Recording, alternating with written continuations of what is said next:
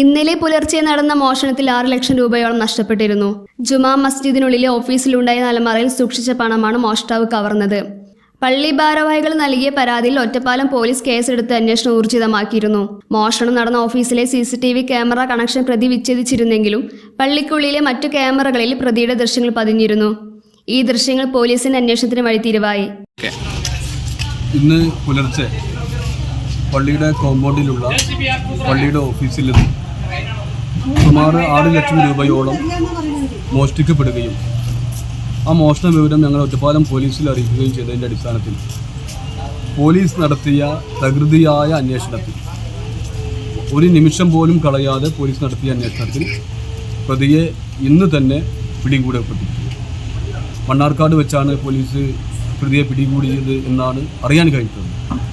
പോലീസിനോട് ഉള്ള നന്ദി ഒറ്റപ്പാലം പള്ളി കമ്മിറ്റിക്ക് വേണ്ടി അറിയിക്കുകയാണ്. മാത്രമല്ല ഇതിനുമായി സഹകരിച്ച എല്ലാവരോടും, മാധ്യമ സുഹൃത്തുക്കളോടും എല്ലാവരോടും ഞങ്ങൾക്കുള്ള നന്ദി അറിയിക്കുകയാണ്. പ്രതിക്ക് വേണ്ടി വ്യാപകമായി തിരച്ചിൽ നടത്തി. ഒടുവിൽ മണ്ണാർക്കാട് നിന്നുമാണ് പോലീസ് പ്രതിയെ പിടികൂടിയത്.